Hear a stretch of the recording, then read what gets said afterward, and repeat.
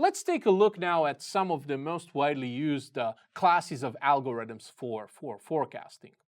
One of the earliest approaches were the autoregressive class of algorithms, and they are commonly known today as the class of algorithms based on ARIMA, ARIMA standing for autoregressive integrated moving average. And ARIMA is actually an evolution of ARMA, which is the autoregressive moving average algorithm that was initially designed to provide some kind of description for random time-based processings, which are actually our time series.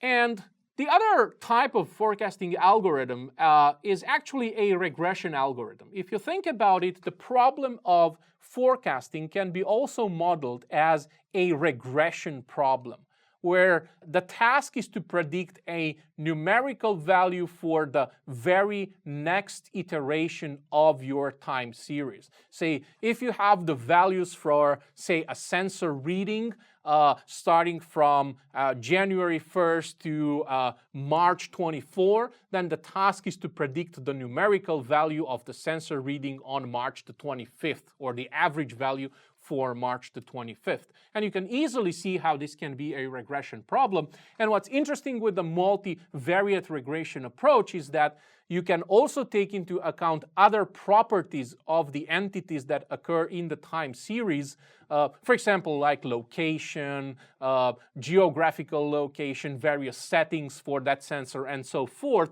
to improve the predictive accuracy of your model.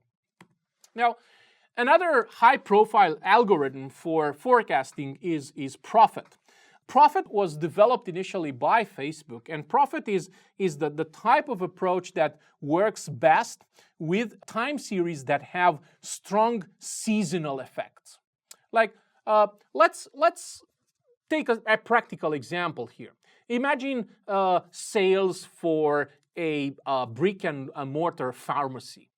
There are clearly some kind of products that are highly seasonal. Like, for example, think about medication for the flu, right? It is a very low probability that the flu will occur in the month of August during the summer, like in the northern hemisphere. But also, there is a high probability that flu will occur during the winter months of, say, the northern hemisphere. So there is a corresponding high probability that there is a seasonal effect that can be observed in the sales of flu-related medication, for example. So Prophet is the kind of time series-based algorithm that was specifically designed to be capable of taking into account these kind of strong seasonal effects.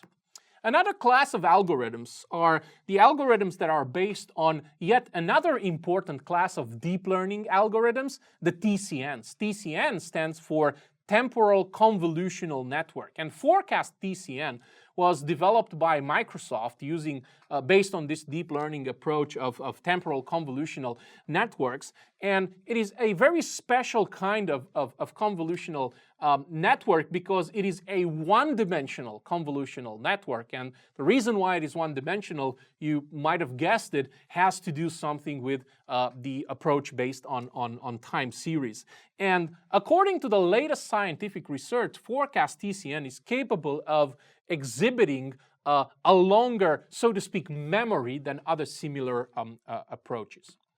The other major class of forecasting algorithms are the RNNs. And RNN obviously stands for recurrent neural network. The recurrent architecture is basically referring to a class of networks that have additional connections between the nodes.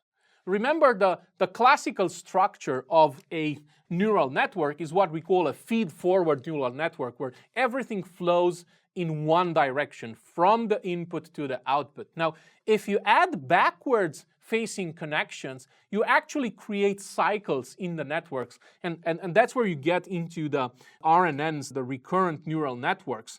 The spectacular property of RNNs is that they can effectively learn time-based patterns. There are several types of recurrent neural networks, like the long short-term memory or the gated recurrent unit, and some many more. Suffice to say, and that's the important thing you should remember about recurrent neural networks, is that they have literally revolutionized areas like speech recognition, text-to-speech synthesis, and machine translation. And that's because these are fields that are highly connected to time series-based data. And it is very important, this capacity of learning patterns that are time-based, it is very important to be, in order to be effective in these problems.